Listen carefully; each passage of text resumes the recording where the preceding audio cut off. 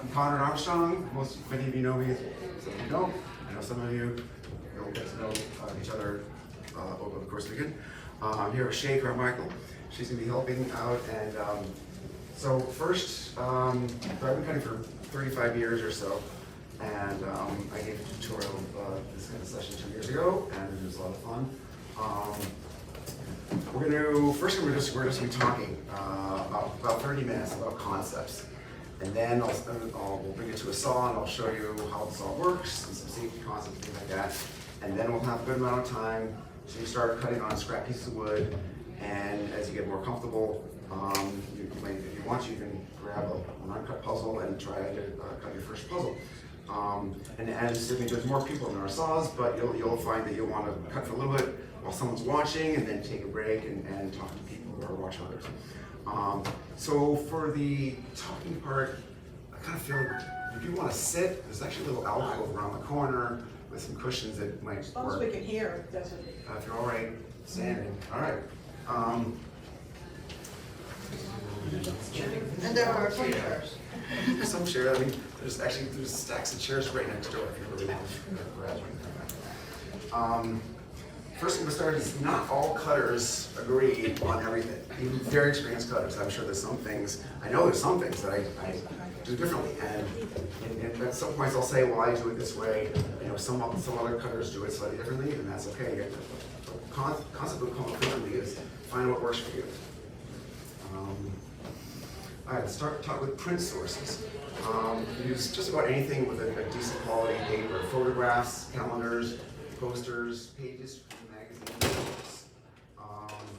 I'm not going to bother, I'm not going to spend time going into editions. There's a video that Rebecca Tushin did in 2021 Puzzle Parley that is on our Facebook page. That she's an expert, and so she teaches copyright law for Harvard, and she's a puzzle collection enthusiast. She gave a talk on this. I will say that as when you're starting out, don't worry about it. You can grab anything, cut it for your friends and family. It's not going to be a problem. If you're going to cut something and advertise and sell it on eBay, that might be another problem, or Etsy. One thing about the print sources, though, I find that a strong, thin paper with a smooth finish, I think, works best. Sometimes if you order a poster, the poster, online poster things will advertise, pay extra for super strong poster paper, but that's actually thicker. And the thicker the paper is, the more it'll actually kind of squish on the sides, and you'll get, it'll really peel, but as you manipulate it and as the blade cuts through, you'll see more of the white. Think of like the cover of a magazine, I think works well, although I've only done it a couple times. And a paper that's absorbent, like regular copy paper or like a wedding invite, that actually is not very good in my opinion if you're going to be using rubber cement or anything to temporarily adhere patterns to the surface, because the rubber cement or other adhesive will soak a little bit into the absorbent paper and then you won't be able to rub it off. Whereas a nice smooth photograph or poster, rubber cement will rub off afterwards and you won't see any residue. Rice paper or paper with a high cotton content? Rice paper or high cotton content paper? I Doesn't matter. wouldn't try rice paper. When I think rice paper is, I would think. Yeah, it's too thin. Okay. And then the high cotton fibers, if it's a thick one, that again, you have problems with it being too thick and it kind of tears because cotton is not as compressed. So when it's more compressed, it seems to work better. Conrad, are you going to be sending out a sheet of paper with these tips and stuff? I did make copies of them. Wood. Again, every cutter has their own preferred wood. Most cutters like a 1/4 inch thick. You might go a teeny bit thicker or a teeny bit thinner. 5-ply or 3-ply. With any of those woods, if it's a 3-ply or a slightly thinner than 1/4 inch, it's going to be easier to cut through, but it's going to be less sturdy. So a very thin knob might be more likely to break off, and your blade is going to last longer. With a thicker wood or a 5-ply, your blades will get duller or break more frequently, but you'll have a stronger. Stronger. And the thicker the wood, it's hard to notice, but if you do some of these old puzzles that are like an eighth of an inch thick, they're looser. Even the same wood, if you think about it, the thicker the wood, this kind of the tighter the feel, which can be more satisfying. I use a 5-ply Sapele mahogany marine grade, which I get from Bolter Plywood in Medford, Mass. I'm looking if I can drive there and look at the wood, but they actually do delivery. Not that I've ever tried it, I don't know how expensive it is. I used to use Okume, which is a mahogany from that same source, and I switched over to Sapele. You know, some other people use Baltic birch, which is a brighter, lighter color. I found that a little hard. I tried oak once, which was really nice, but then they no longer carried it. What's going around is a 1/4 inch 5-ply mahogany. But that's very common. What's an average price? Like you get it in, 12 I got a 12. 4x8 sheet. For me, costs about $140. The mahogany that I use is aircraft grade, and it's a little more expensive, so 4x8 sheet costs about $250. Do you ever use solid wood? Like some of the older puzzles I've got, they're not plywood at all, or they're not. No, It's they're gonna probably break. popular, if it's an older puzzle, it's probably popular in, or what's called olive wood, and but they'll warp after time. And also the break, that's. Yeah, because if Oh, the grain. you're cutting with the grain and across the Thick grain. push fit pieces probably won't break, but even. I was gonna say, if you're using solid wood, you have to be careful with the grain because it will split along the grain. Yeah, and what's really nice about MDF or the plywood is that the consistency is all the same as you're changing directions, but if you're using a solid wood, you're going with the grain sometimes and across the grain, and your blade will speed up and slow down. There's something else you might want to offer up.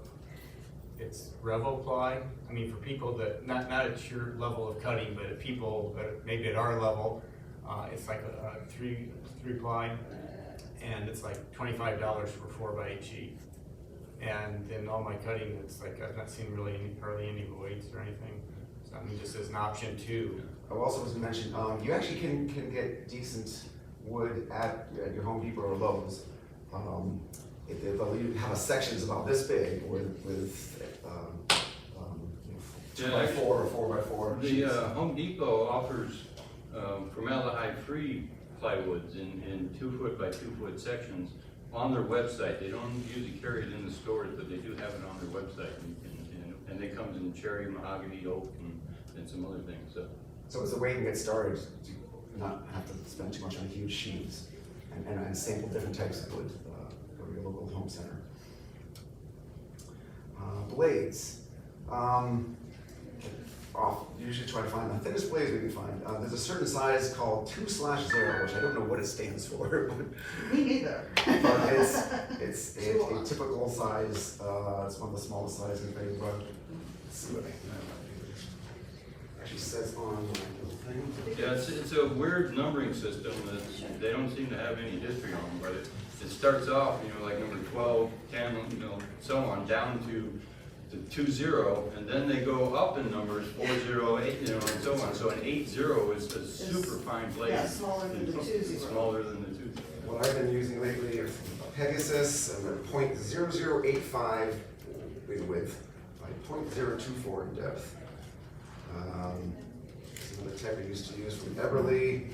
It's also a 20, but it's .009 width by .024 in depth. There's different brands of blades, but then also different distributors. So Flying Dutchman, actually that's where I got these from, is one distributor. I get mine from Bear Woods. Pegasus is a brand, Everly, Penguin. I don't know if we mentioned some blades to use. Yeah, I've been recently, because I was having a hard time finding the Pegasus blades that I really like, because I've been getting sharp tooth from the Winfield collection. And the other thing that, it mentions that they're 20, and they range a lot in the thickness and width from the different manufacturers. But the other thing to look at is the teeth per inch, is how many teeth are in, in a 1-inch section of the blade. And those also range from about 24 to 30 teeth per inch. And so Yeah, this was 24, this was 21. If you're if you want consistent results, try not to switch manufacturers, or if you do, measure them carefully when you get them so that you're not getting thick lines and thin lines when you're done. You're not gonna jump sizes between the projects. And there's regular tooth and then there's something called skip tooth. Just means, so if imagine, the teeth are only on one side of the blade facing forward and they face down. And imagine a saw where there's teeth like this, and then imagine there's a tooth and then straight part and then a tooth, and that's called skip tooth. And it's just personal preference. You find a blade that works for you, the type of wood that you're using and the speed you want to cut. Do not get jeweler's blades. Jeweler's blades are very thin. You might think, oh, that's gonna make it. They're not made for cutting wood. They will gut off very quickly. Yeah, they're not. Have fun. One of He's the doing other things. One of the things I think you'll find if you've been cutting for a while is that I find that different blades from different manufacturers work with different cutting styles. If I want to do a lot of curves and arcs and so on, I use one kind of blade. And if I want to do, figure pieces and tight turns and sharp corners, then I use a blade from another manufacturer. So this is something you're going to have to play with and find your own preference. I second that very much. So I'll talk about, I skipped over glues. Believe it or not, you can start off with regular Elmer's glue. The second puzzle I ever cut is out there, and I use Elmer's weight glue. And then someone told us about this concept called dry mounting. If you don't know what dry mounting is what your local frame shop does. You give them a poster, and they mount it to a foam core before they get back to you or before they frame it. It's essentially two large plates of metal that heat it under electricity, and a special type of tissue that's designed for this. And the tissue by itself is not sticky, but it's designed to melt under heat and pressure. You put your material, whether it's foam core or wood, and then your dry mounting tissue, and then your print, and you clamp it down under 300 degrees for 3 minutes, and then it's perfectly smooth, no air bubbles. You can start cutting as soon as it cools down to the touch after a minute. But if you're doing Elmer's and you're doing little puzzles, Yeah. if you have an old credit card, it's perfect for when you put the glue down and then you want to flatten it out, you use the edge of the credit card. Yeah, and when if you're using Elmer's, one of the things you want to do is, after you've got it mounted, is put some weights on it. And let it go. And let it cure over The there. weight glue, you have to wait. If you don't put anything on it, you'll get air bubbles in it. Yep. But if you're not going to get your hands on a dry mount machine, I recommend using a spray.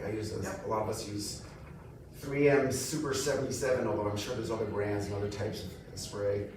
And it's the only sort of downside is that you have to set up your newspaper or whatever in the background, and also you really only have one shot at it. It's so sticky that if you start to put it down and you're a little bit off, you're screwed. Yeah, I actually came out of that industry, so the cute thing to do if you can get your hands on it is actually a cold mount press. If you're going to use either Elmer's glue or something else, because what you can do is you line up the leading edge and you put it into the press. You put your piece of paper over the roller, and as it goes through, it's going to squeeze out and lay the whole thing down flat.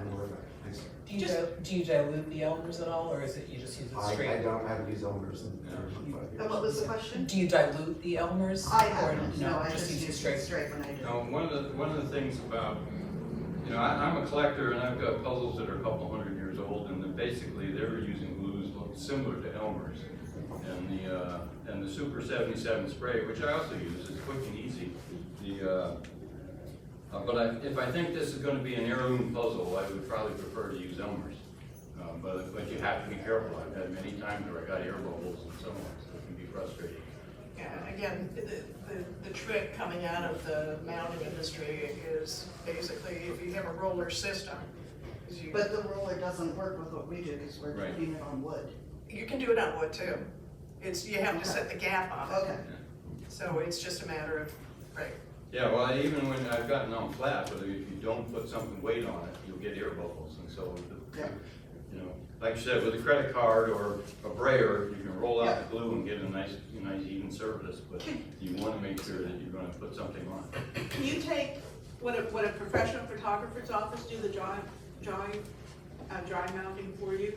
Any For my largest puzzle, I took the poster and the piece of plywood to the frame shop and say, here. $10 later is not. And one of the cutters who will be here today or later today is, he actually found a print shop that he can take a 4x8 sheet of wood in, and they actually, spray his artwork right onto the wood, and, multiple copies of it, and then he cuts it up in sections, cuts them up. So there's all kinds of different techniques. But to get started cheaply, Elmer's or spray. Yeah. And by the way, with the spray, don't buy it in an arts and crafts store. I buy it at Home Depot or Lowe's, and it's like $13, and the other one's $29. Way cheaper that way, yeah. All right, so we talked about your print source and your wood and your glue or mounting. So now you've got your print adhered to your material. The strategy of going around and cutting. Some people pre-seal the front.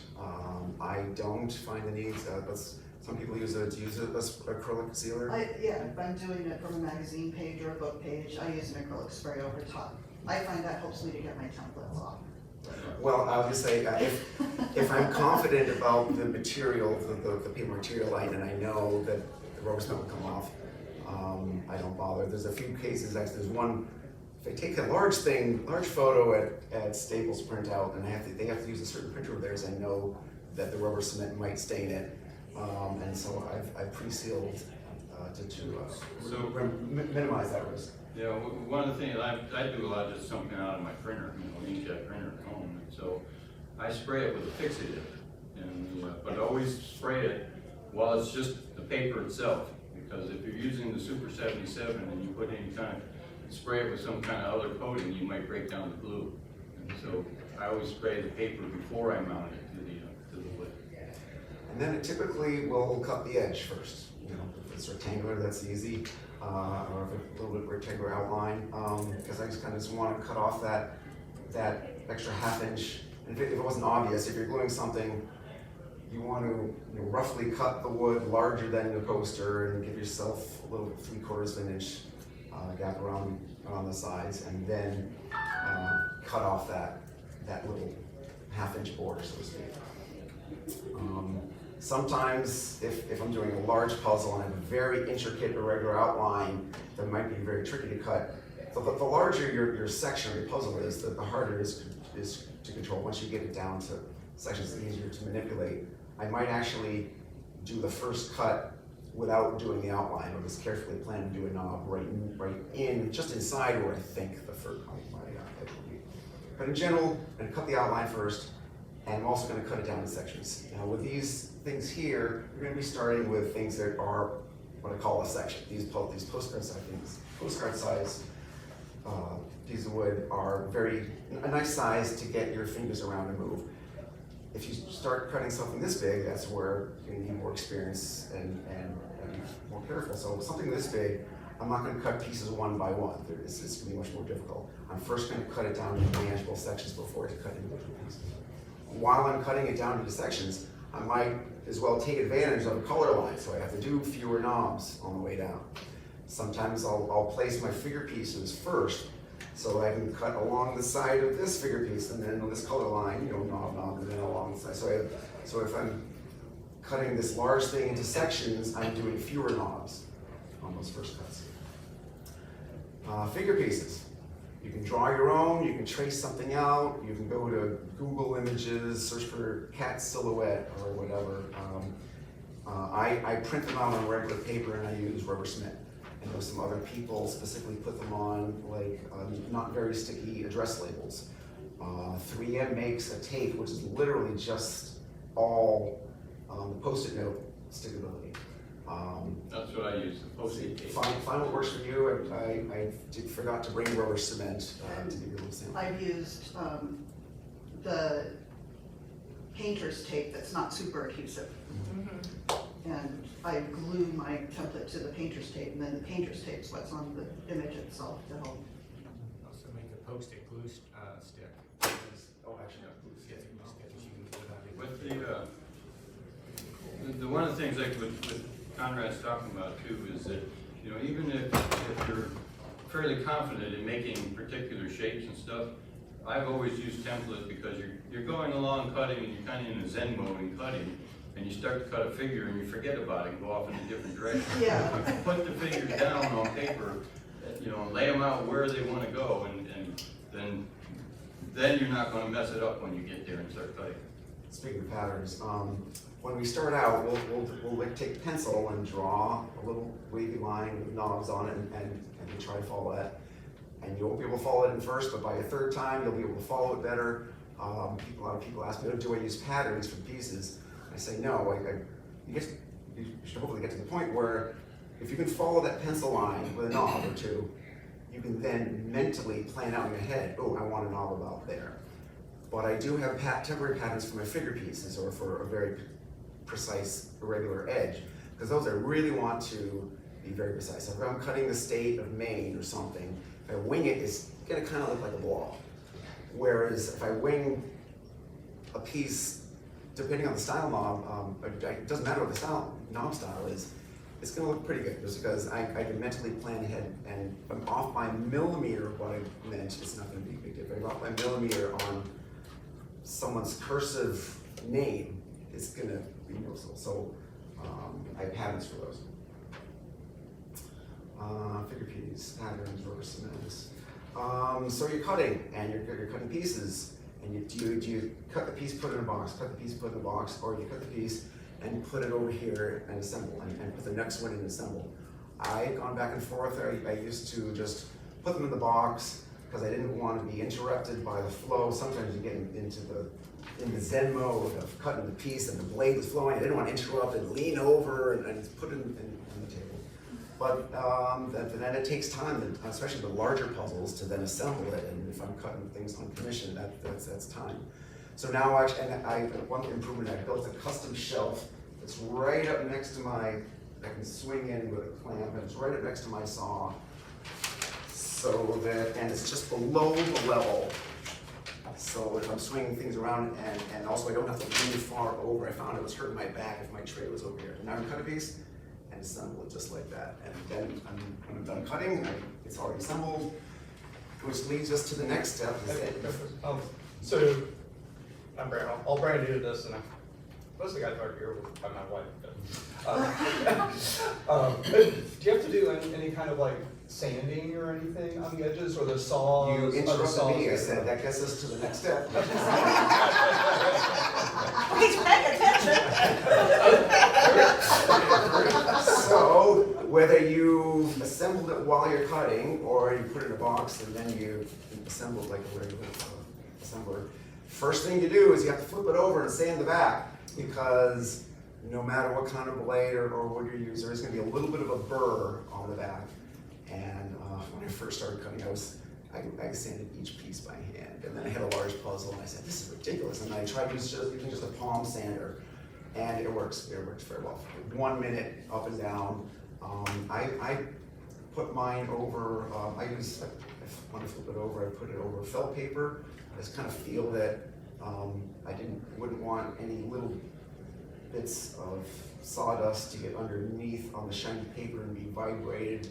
I also think that having the pieces on not quite uneven, but cushiony surface helps the sander maybe get a little bit of the burrs that are on the edges of those cuts. Yeah, one of the things that I had run into when I tried the palm sander early on, and I wasn't holding the puzzle secure, and it was moving the pieces around and scraping paper off of the face, and so I was going to realized say,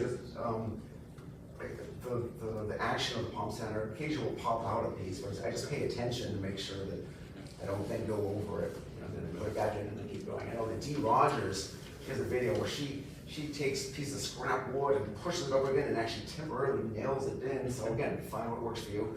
If it's these small puzzles, a hand sandpaper for 10 seconds. It's amazing how far a palm sander can throw a small puzzle piece. Yeah.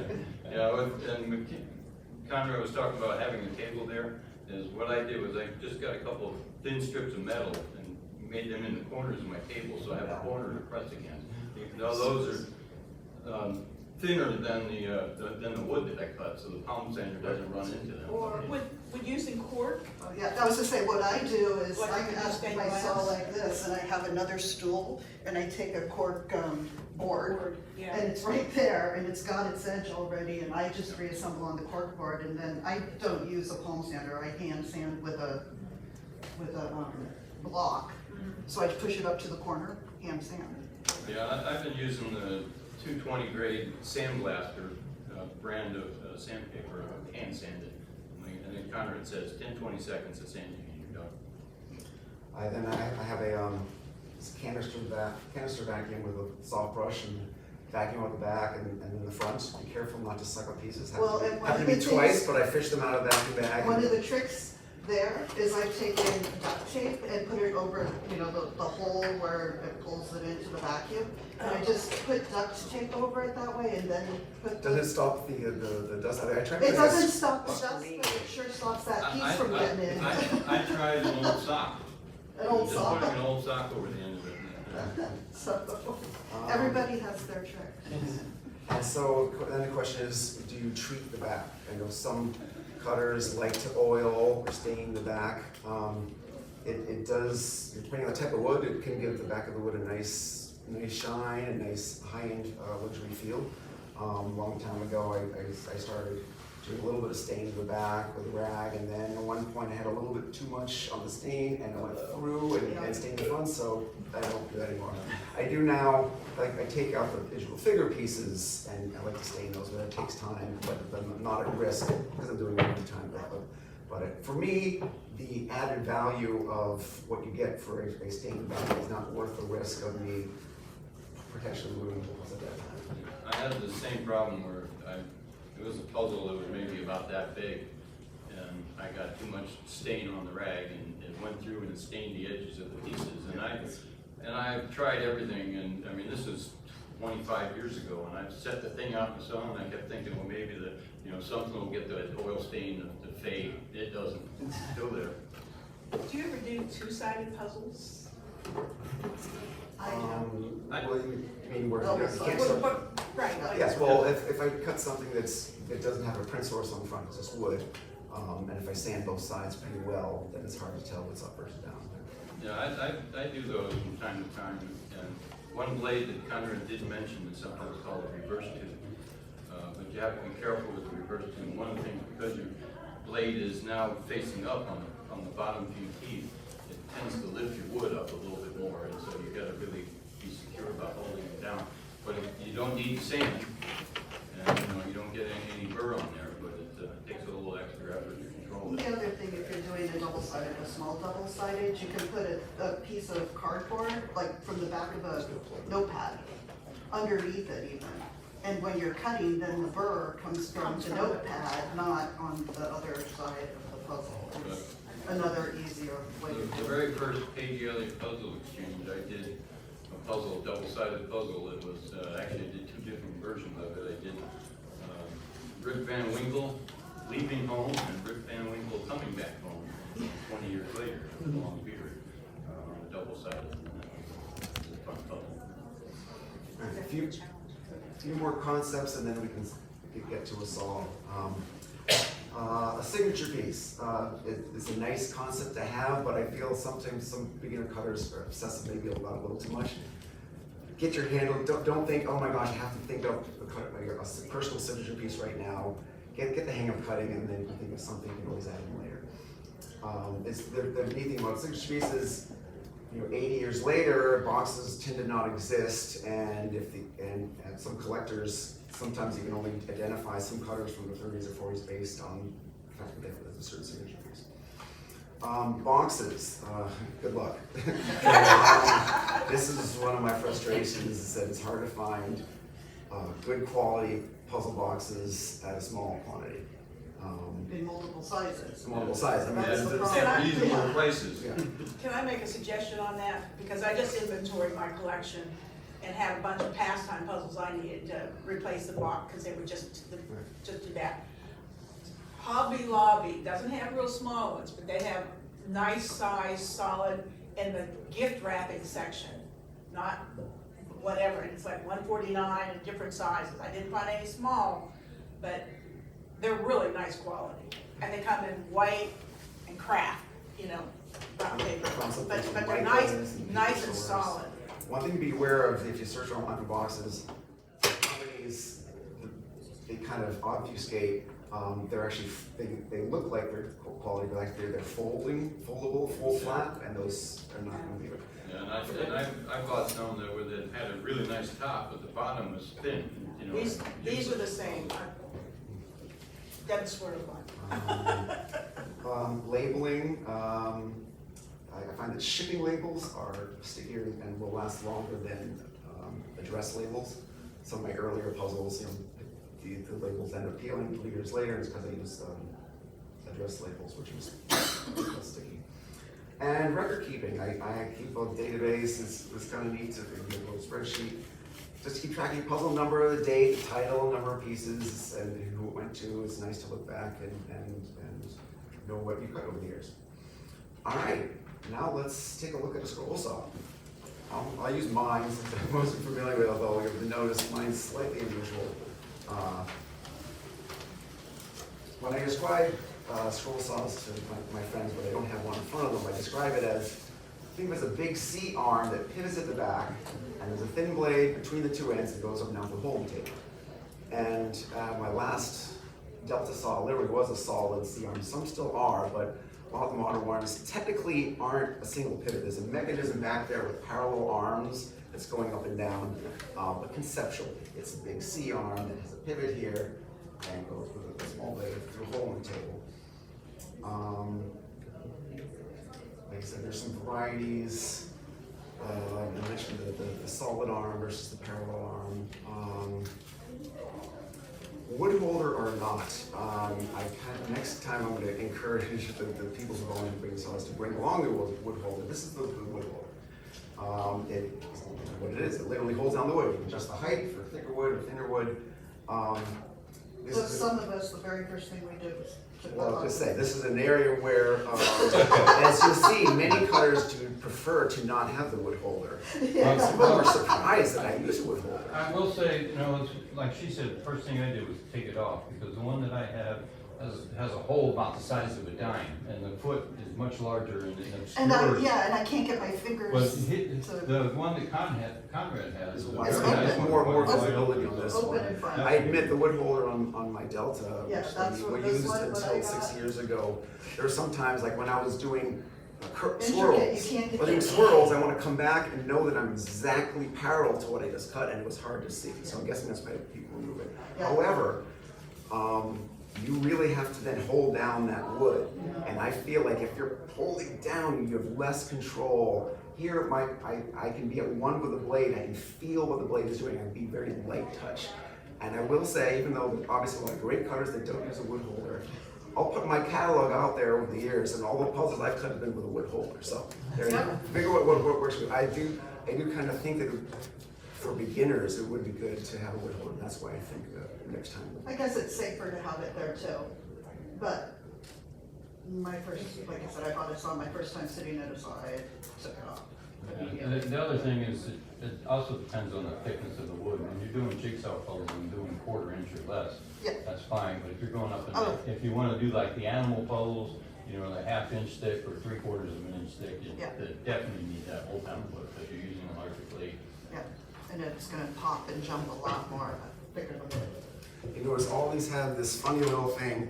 This is just a mini little air blower, a little puff of air, and it's very useful. If it's just slightly off, I can't see anything where I'm cutting it. It's just readjusted as needed. Dust collector. When my dad and I first started cutting, he got this industrial size, loud thing with a hose that came down to here. It doesn't really matter. We've been cutting all morning, and this is the most dusty place. What I do is essentially when I change the blade, I have a little not hand vac, but a canister vac, and I just vacuum around here, down to here, for 30 seconds, and that's where I keep it up to date. If you ever see a picture of Chris Yates' studio, he's got a stack of sawdust almost higher than the saw. So he prefers not to vacuum. You were wearing a mask when you were cutting earlier, is that That's the the next thing too? Wow, it's like I've done this before. Masks. I do recommend masks. I find that if I cut for 5 minutes, I start to get a tickle in my throat. Chris Yates, he'll wear a mask when he does a lot of cutting, but like in here, he was cutting this morning and didn't bother to wear a mask. You can get these simple things for, like 4 for a couple of dollars. They work really well. The thing is, at the beginning of the pandemic, when masks were a thing, you couldn't get it, but also I didn't know, we all know what the term N95 is. Yeah. I didn't know. I was like, oh my gosh, N95. I had we've 6 been of them. using. Like, Yeah. maybe. That's what I had. One of the things, However, I was gonna say, one of the things is because I wear glasses, and I always had problems with my glasses fogging up, what I do is I have a small fan that I set over here to blow the air across my face so that I'm not breathing in the sawdust. You know, when you're talking about a 5-layer plywood, you're talking like maybe 3 layers of wood and 4 or 5 layers of glue. And it's the glue that's bad for you. But there are woods, if you get into making solid woods like Lauren has over there, then some of those woods, exotic woods, have toxic, oils in there, and you don't want to be breathing that in, and you don't want it in your eyes either. So some people have allergies to get skin rashes from touching certain kinds of woods, but the plywoods are all fine. But formaldehyde though in the There's plywood. formaldehyde, so you don't want to breathe it. So mask is good for you. just get these in bulk, and then I decided to upgrade. So these were fine, but actually this is less comfortable, and the rubber bands do break over time. This is like about $25 or $30, and is actually an N100. Right. Consider what N95 is, and so it's filtered down to a finer particulate level, and it's very comfortable. Much more comfortable than cut for a long time, whereas that the rubber bands dig into my hair. So if you're going to be cut for a while, I recommend getting one of these. Many saws come with a light. I got a little $10 LED magnetic thing, because I like to see how close. Some people cut with a magnifying glass, depending on your eyes. It's an option. The blade tension. So each of these saws, the blade attaches at both sides, and then there's a way of tensioning the blade. It's different per saw. Just losing it, right? Right? Is that losing it? No, that's loose. Oops, it's made tight. So this is actually loose. Do I need a? No. So this blade attaches in the bottom through another chuck like this, and then you kind of loosely tighten it here. Oops. Again, this is not a tight saw.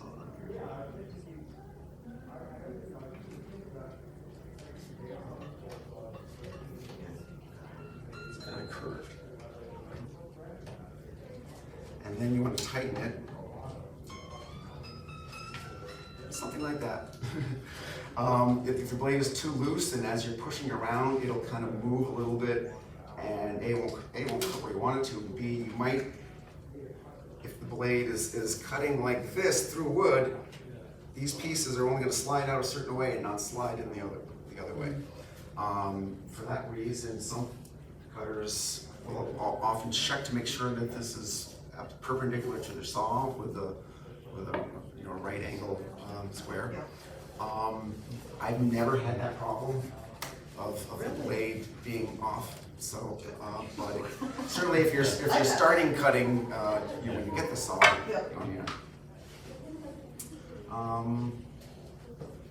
if you tension it too tight, it might break it. How long do the blades last?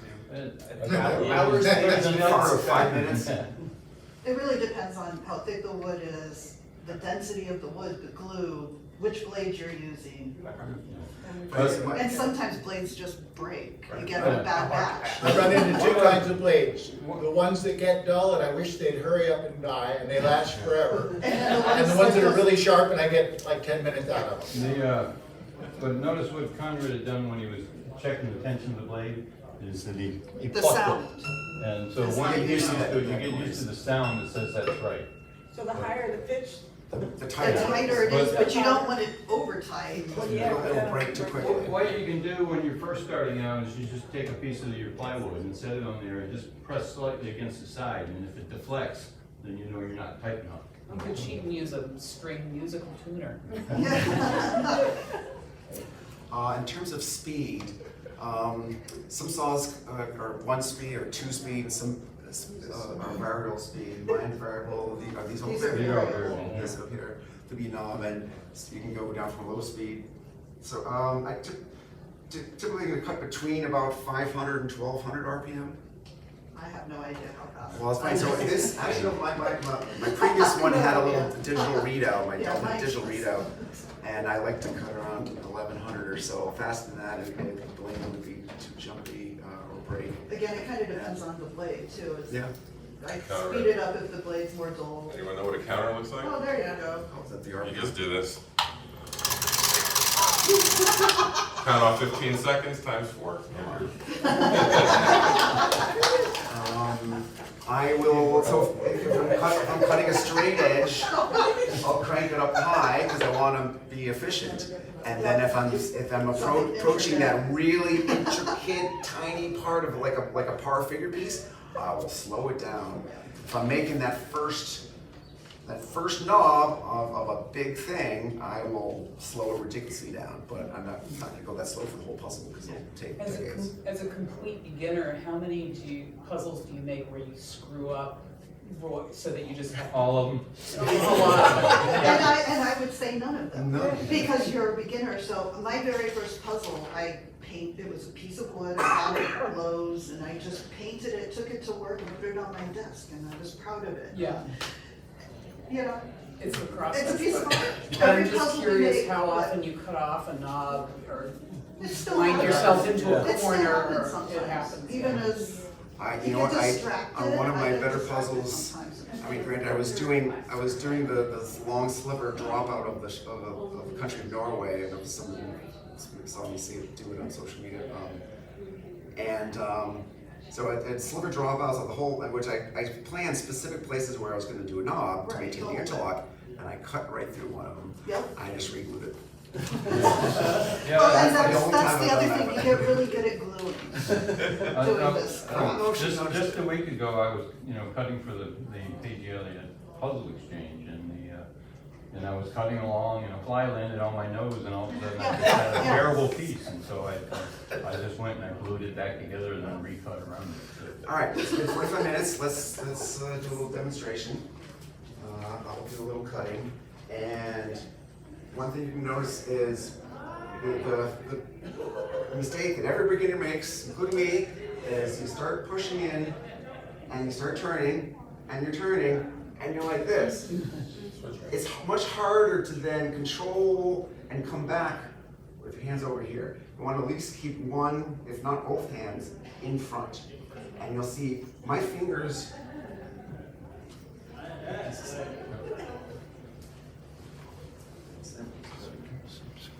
I'm going to be, you'll see, I'm kind of doing this. And now sometimes I'll have like one hand back here, but there's at least always one hand in front. So I'm not going like this, right? I'm using my fingers to kind of twirl the piece around like that, in general. And I think the other thing I always tell beginners, just because the blade is going, you don't need to be pushing against it. If you need to pause, stop, you just Yes. stop. The blade will just blade keep can going keep up going. and It's down. not going to suddenly cut off onto the side. It's not going to make You that just- half a millimeter curve any wider. When the puzzle's done, no one, even yourself, will not know that you paused and walked away or Yeah, something. or thought about it, Okay. like you're cutting, it's getting away from me, stop, Just just stop. stop, and look, and calm, and then go back, keep going. Because the blade will just keep going up and down, and it's not gonna hurt It anything. doesn't pull your work into it. Yeah. You Right. have to push. It's Yes, not, and you do have to push into it. And what's the speed? Well, too slow and you're just not cutting much. Too fast and you'll hear, you can kind of hear, I'll do a little demonstration of pushing too hard as well. All right, so I'm going to put a mask on because I'm doing a bunch of cutting.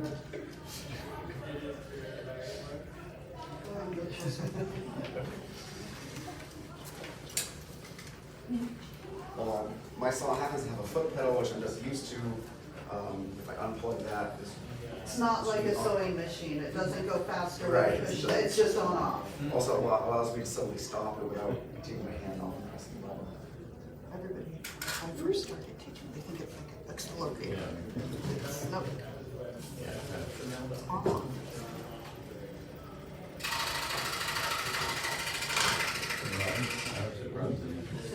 The wood holder is higher because I was just cutting, the wood that you gave me was a little thicker. Yeah, I think mine was 7mm. Let's just take that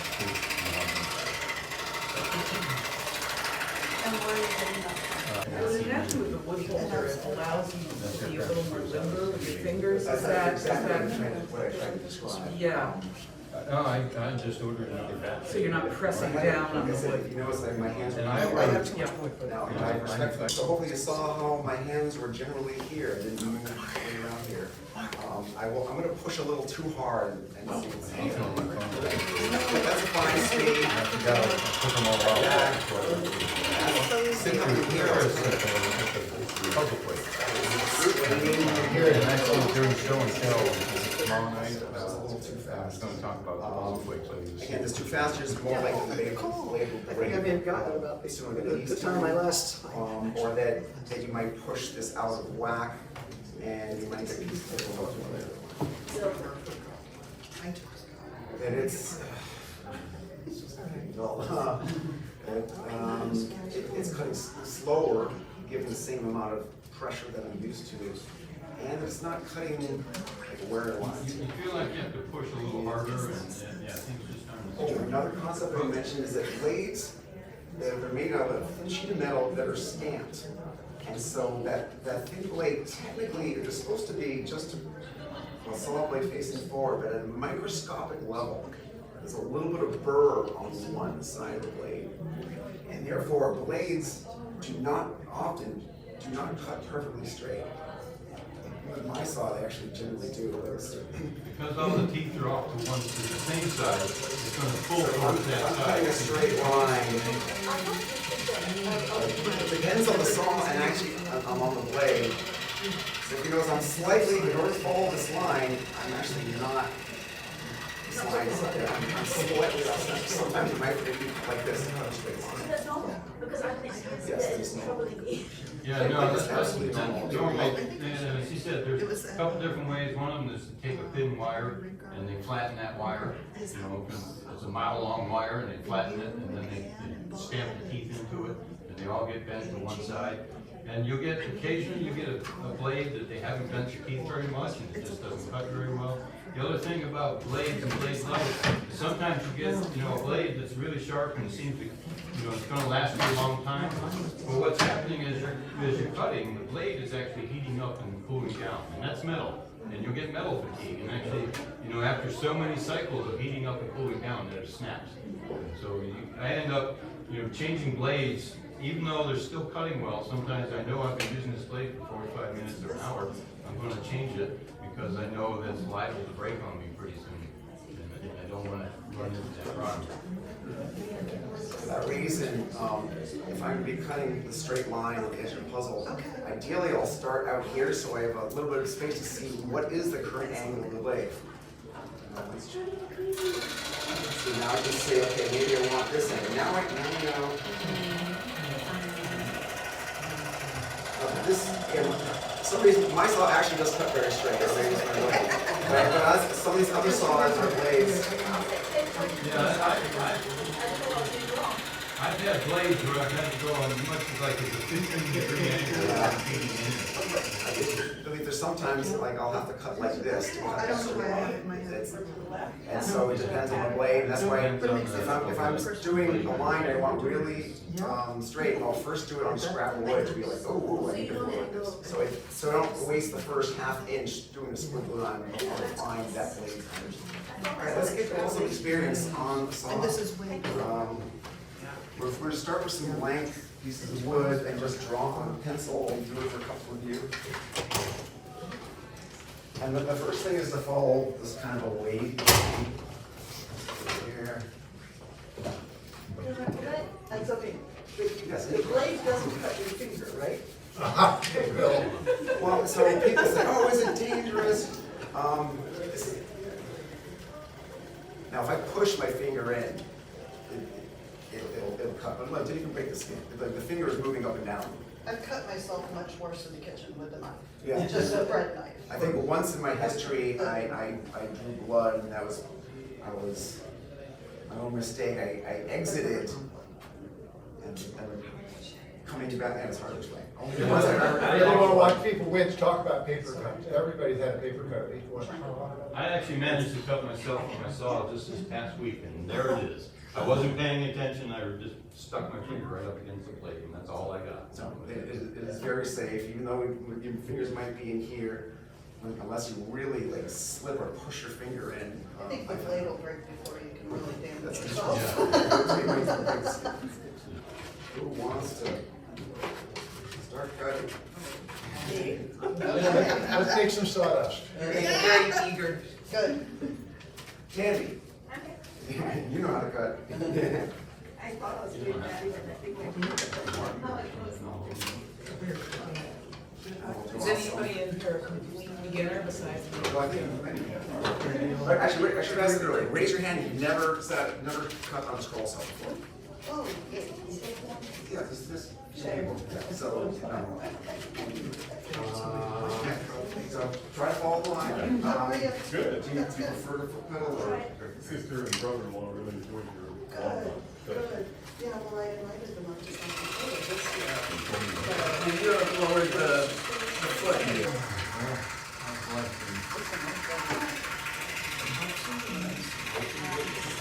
And again, Well, also, if it feels like it's theaters getting away from me, just think that, oh, you only need to turn it this much to make that knob. No, a knob is almost, to get an inch along, a knob is almost 180-degree turn. If you think about the way the line goes. yeah, I know. So a lot of people just, I'm only treating a little bit, and then the way is kind of, I'm one to the ground, and actually,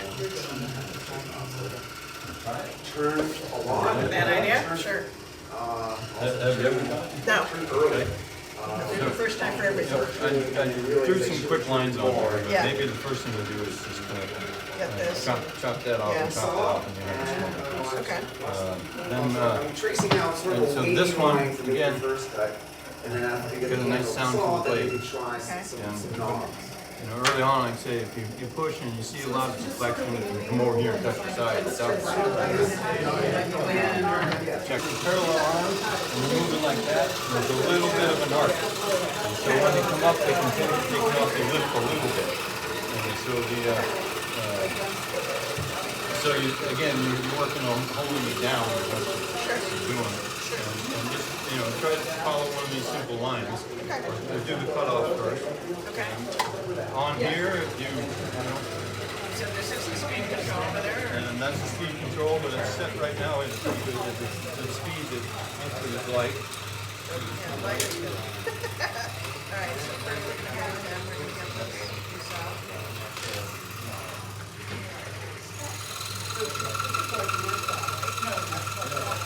So one of the things that we talked about, I don't need to hold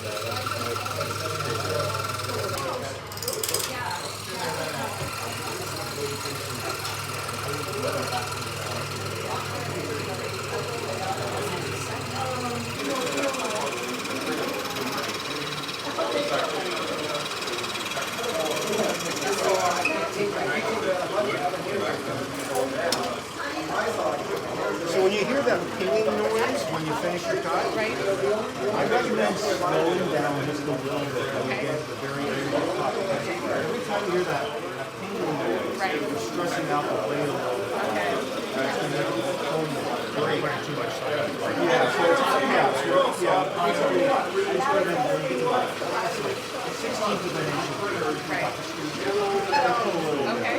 If the blade doesn't make any noise when you finish your cut, not only is it not stressing out the blade, it's going to leave you with a cleaner cut on your exit. Because, take a little chunk. Yeah, you're going to have a little burr.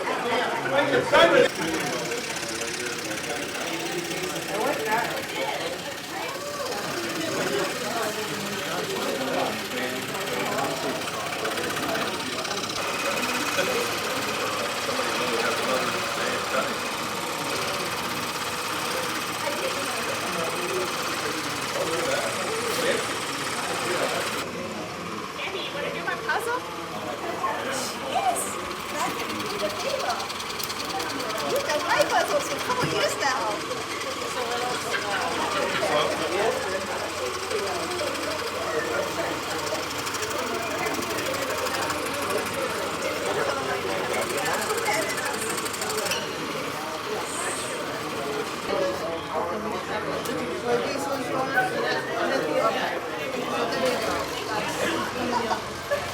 Otherwise, they're just gonna end up vibrating all around you.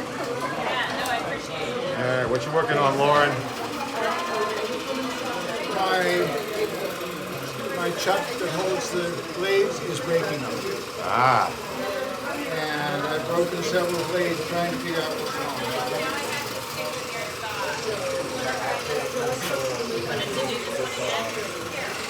Yeah, I'm just gonna make fun of somebody.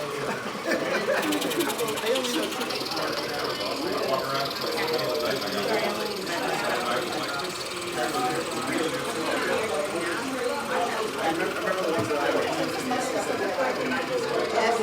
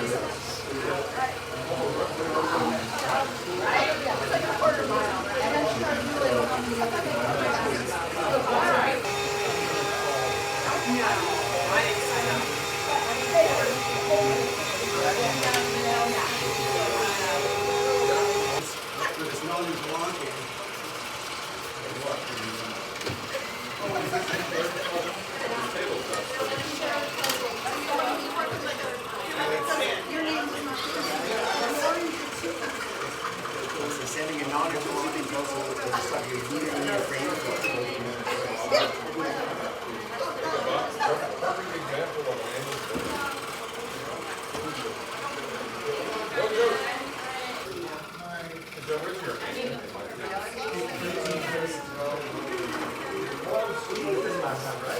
Yeah, I have one.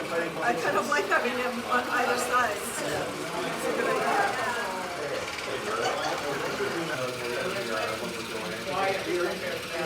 Much more of a mess than we're actually making. So, what, you get a box? I did take Right over top.